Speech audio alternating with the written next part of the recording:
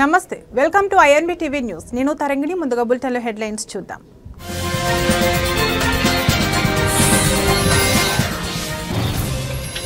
Betting apps కేసులో ED దూకుడు విచారణకు హాజరైన హీరో విజయ్ దేవరకొండ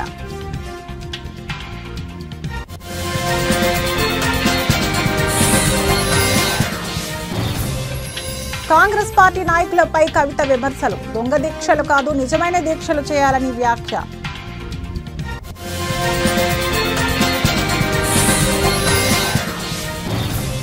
సృష్టి ఫెర్టిలిటీ స్కామ్ లో మరో మలుపు బ్యాంకు ఖాతాల్లో కోట్ల రూపాయలు ఉన్నట్లు గుర్తించిన పోలీసులు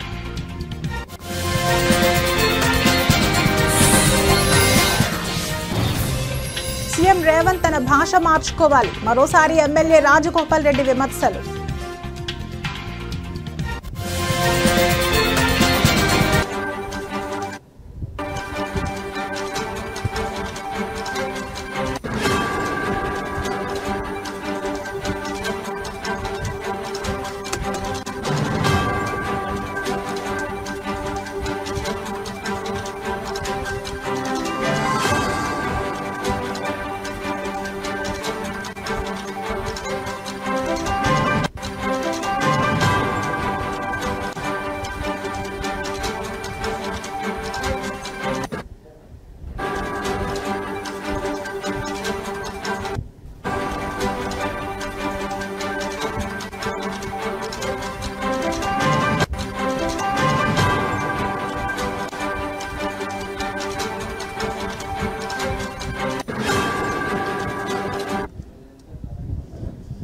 బ్రేకింగ్ న్యూస్ చూస్తున్నాం. బెట్టింగ్ యాప్ కేసులో ఈడీ దూకుడు పెంచింది. బెట్టింగ్ యాప్ ప్రచారం కేసులో నేడు టాలీవుడ్ హీరో విజయ్ దేవరకొండ ఈడీ విచారణకు హాజరయ్యారు.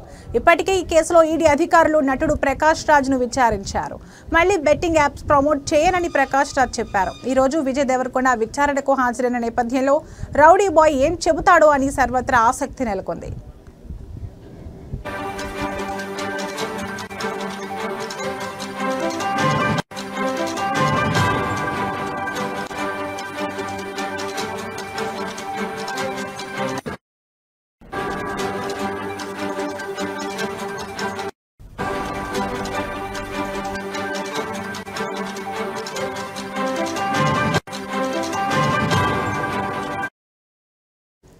బెట్టింగ్ యాప్స్ ప్రమోషన్లకు సంబంధించి టాలీవుడ్ హీరో దగ్గుబాటి రానాకు కూడా ఆగస్టు 11న విచారణకు హాజరు కావాలని ఈడీ నోటీసులు జారీ చేసింది. అలాగే నటి మంచు లక్ష్మికి ఆగస్టు 13న విచారణకు రావాలని ఈడీ అధికారులు నోటీసులు ఇచ్చారు. నేడు విజయ్ దేవరకొండ విచారణకు హాజరైతే మనీ లాండరింగ్ కోణాల్లో ఈడీ విచారణ జరపనుంది. బెట్టింగ్ యాప్ నుంచి తీసుకున్న పారితోషికం కమిషన్లపై ఈడీ ఆరా తీయనుంది. చట్టవిరుద్ధమైన యాప్లకు ప్రమోషన్ ఎందుకు చేయాల్సి వచ్చిందని మనీ లాండరింగ్ కోణంలో ఈడీ విచారణ చేయనుంది.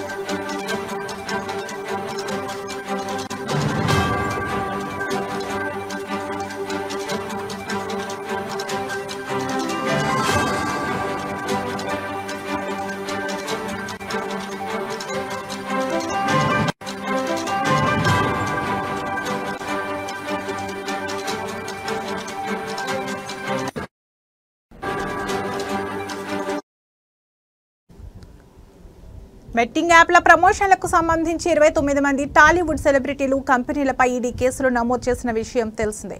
విజయ్ దేవరకొండ, దగ్గుబాటి రానా, మంచు లక్ష్మి, ప్రకాష్ రాజ్, నిధి అగర్వాల్, అనన్య నాగళ్ళ, శ్రీముఖి, దివి తదితరులపై సైబరాబాద్ పోలీసుల ఎఫ్ఐఆర్ ఆధారంగా ఈడీ విచారణ చేస్తుంది. సినీ సెలబ్రిటీలు, యూట్యూబర్స్, ఇన్ఫ్లుయెన్సర్లపై PMLA కింద ఈడీ విచారణ చేస్తోంది.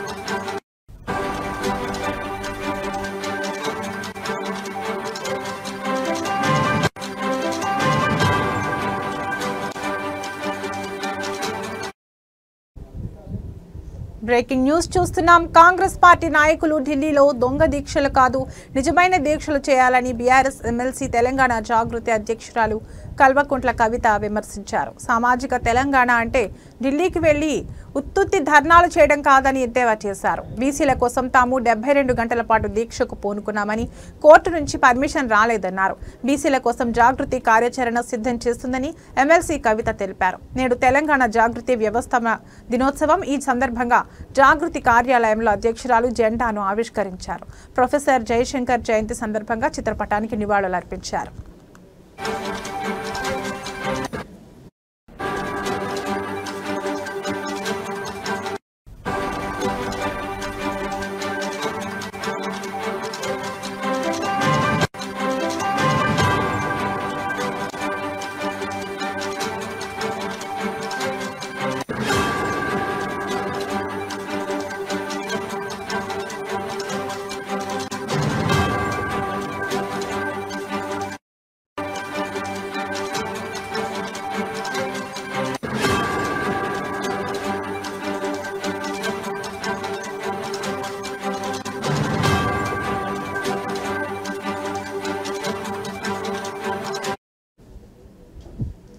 తెలంగాణ ఉద్యమం సమయంలో కేసీఆర్ చెప్పినట్లుగా వారి బాటలో తెలంగాణ జాగృతి ముందుకు వెళ్ళింది.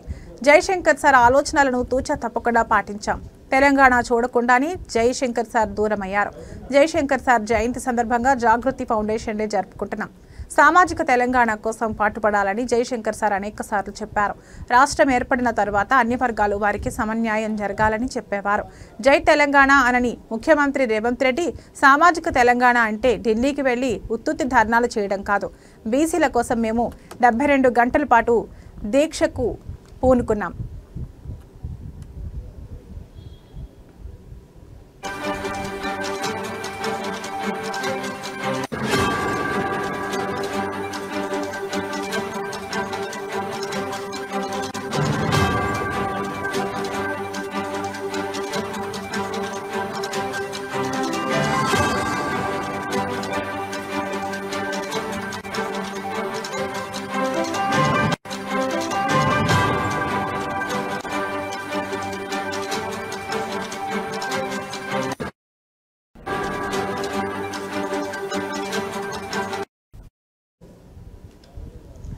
కోర్టు నుంచి మాకు పర్మిషన్ రాలేదని తెలంగాణ జాగృతి అధ్యక్షురాలు కల్వకుంట్ల కవిత చెప్పారు.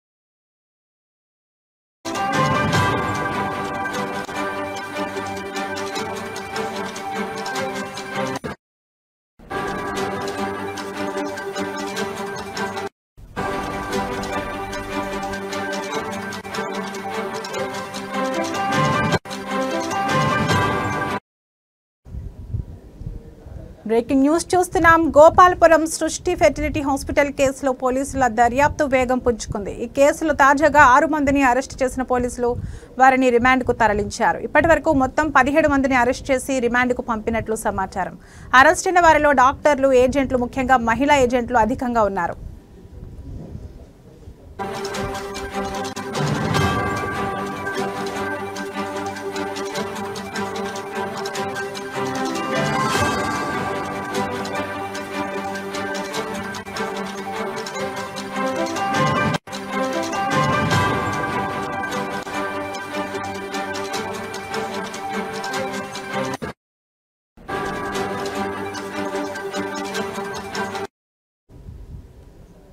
ఈ కేసులో ప్రధాన నిందితురాలిగా ఉన్న డాక్టర్ నమ్రతపై ఒక్క గోపాలపురం పోలీస్ స్టేషన్లోనే 8 ఎఫ్ఐఆర్లు నమోదయ్యాయి.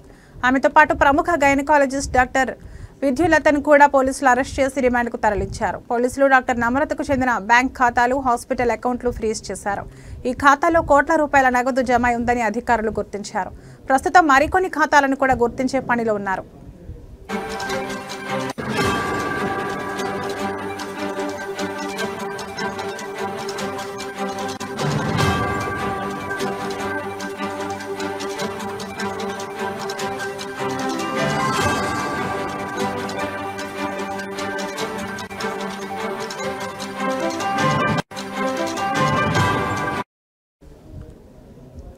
ఇప్పటి వరకు దర్యాప్తులో బయటపడిన వివరాల ప్రకారం సృష్టి ఫెర్టిలిటీ సెంటర్ ద్వారా 70కి పైగా భార్యాభర్తలు IVF చికిత్స కోసం వచ్చి సరోగసి పేరుతో మోసపోయారని పోలీసులు వెల్లడించారు. సృష్టి ఫెర్టిలిటీ హాస్పిటల్ డాక్టర్ నమ్రతతో పాటు మరికొందరు చైల్డ్ ట్రాఫికింగ్కు పాల్పడ్డట్టు పక్కా ఆధారాలు లభించాయి. గోపాలపురం పోలీసులు మరోసారి సృష్టి హాస్పిటల్కు వెళ్లి కీలక డాక్యుమెంట్లు, రికార్డులు స్వాధీనం చేసుకున్నారు. ఇవి కేసుకు మద్దతుగా కీలక ఆధారాలుగా మారనున్నాయి. అలాగే ఈ రోజు మరో కొన్ని అరెస్టులు జరగవచ్చని సమాచారం.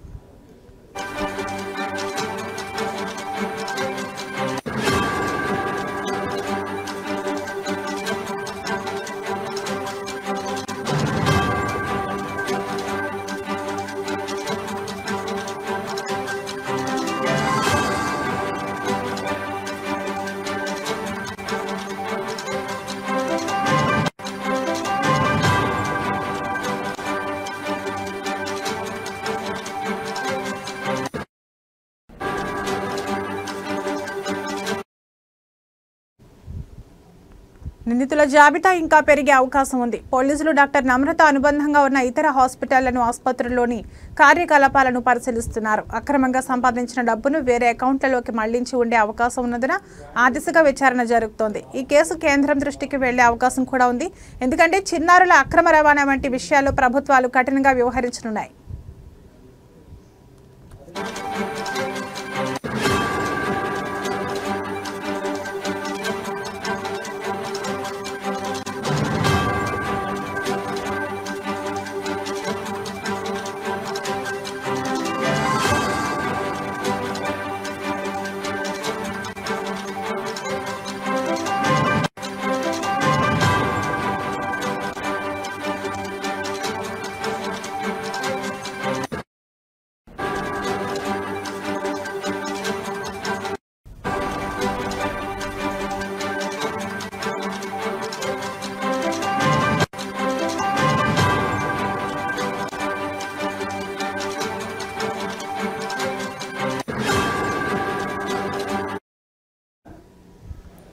తెలంగాణ సీఎం రేవంత్ రెడ్డిపై మరోసారి Congress MLA Rajagopal Reddy hot comments చేశారు.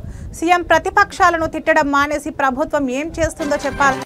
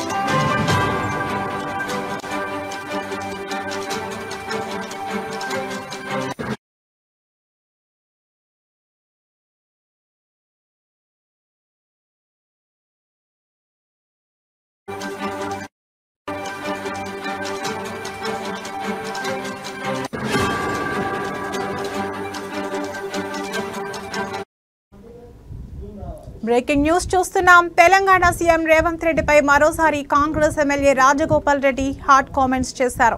సీఎం ప్రతిపక్షాలను తిట్టడం మానేసి ప్రభుత్వం ఏం చేస్తుందో చెప్పాలని డిమాండ్ చేశారు. సోషల్ మీడియా విషయంలో ఓడ దాటే వరకు ఓడ మల్లన్న, ఓడ దాటిన తర్వాత బోడి మల్లన్న అన్నట్లు ఉందని ఎద్దేవా చేశారు. సీఎం రేవంత్ తన భాష మార్చుకోవాలని సూచించారు. మరో 3.5 ఏళ్లు రేవంత్ రెడ్డి సీఎం అని, ఆ తర్వాత ఎవరు అనేది అప్పుడు చూద్దామన్నారు. తనకు మంత్రి పదవి విషయంలో హైకమాండ్ ప్రామిస్ చేసిందని మరోసారి రాజగోపాల్ రెడ్డి గుర్తు చేశారు.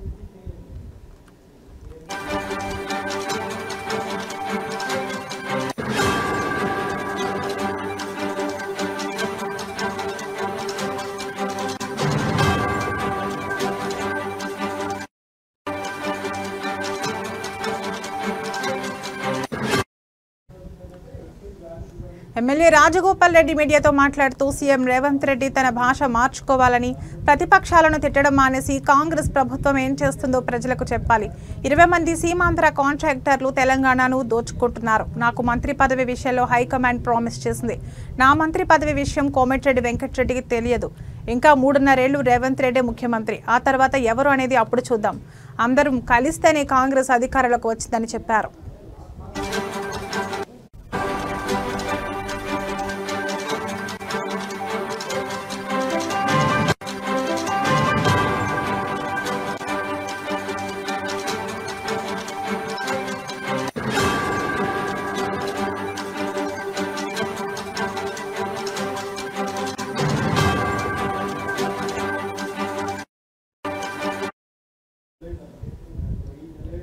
సోషల్ మీడియా విషయంలో ఓడ దాటే వరకు ఓడమల్లన్న, ఓడ దాటిన తర్వాత బోడిమల్లన్న అన్నట్లు ఉంది సీఎం రేవంత్ రెడ్డి వైఖరి.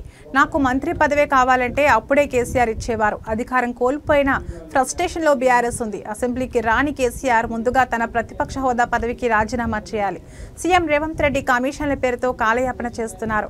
కాళేశ్వరం అవినీతిపై కఠిన చర్యలు తీసుకోవాలి. బాధ్యులపై ఎందుకు చర్యలు తీసుకోలేదు అని మునుగోడు ఎమ్మెల్యే రాజగోపాల్ రెడ్డి ప్రశ్నించారు. ఇటీవల CM Revanth Reddy social media జర్నలిస్టులపై మండిపడ్డారు. ఆ విషయంలోని ఇప్పటికే ట్విట్టర్ వేదికగా కౌంటర్ ఇచ్చిన మునుగోడు ఎమ్మెల్యే తాజాగా మరోసారి టార్గెట్ చేశారు.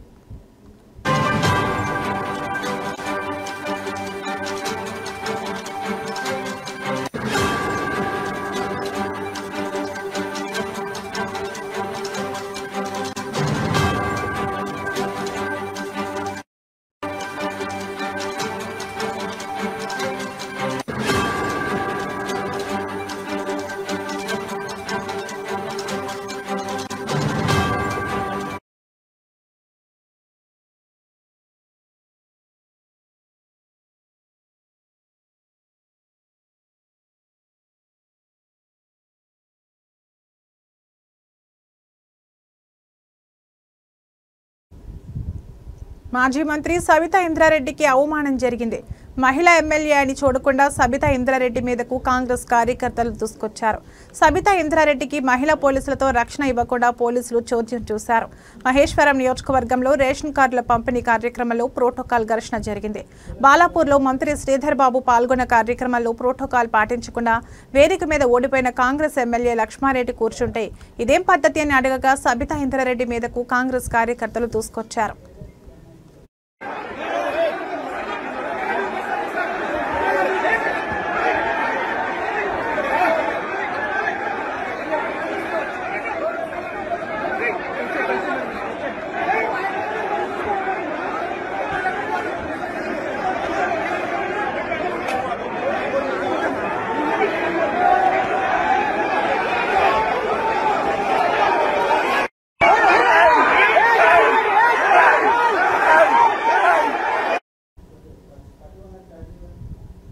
కరీంనగర్ జిల్లాలో విషాదం చోటు చేసుకుంది. భర్త అనుమానిస్తున్నాడనే కారణంతో తాను ఎవరితో మాట్లాడటం లేదని సెల్ఫీ వీడియో తీసి బల్వన్ మరణానికి పాల్పడింది ఓ వివాహిత.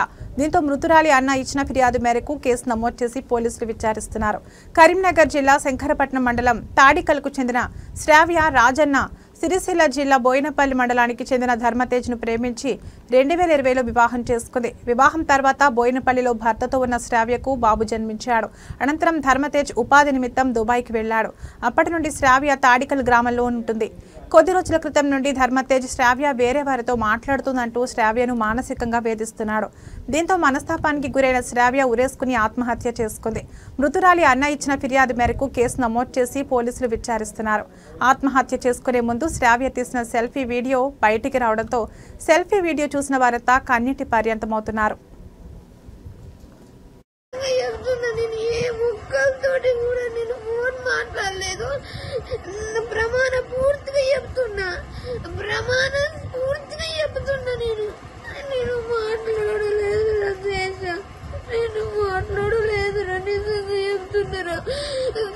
కొడుకున్న మంచి చూసుకురా తేజ, నా కొడుకు ఇవ్వలేరు తేజ. నేను ఎవరితోనే మాట్లాడలేదు. నాకున్న టెన్షన్లకి నేను పిచ్చిదాన్ని అవుతున్నారా. నువ్వు ఇంకా పెద్ద టెన్షన్ పెట్టినావు. నేను ఎవరితోనే మాట్లాడలేదురా. నేను నిజంగా చెప్తున్నా. అమ్మ తోడు, దేవుని తోడు, నా కొడుకు తోడు, నేను ఎవరితోటి మాట్లాడలేదు. చూసిపోతా, నువ్వు ఎట్లనైనా మంచిగానే ఉంటావు నాకు తెలుసు. రండి పడ. ఇవి ఇప్పటి వరకు నా బులెటిన్ అప్డేట్స్. మరో బులెటిన్లో మళ్ళీ కలుద్దాం. నమస్తే.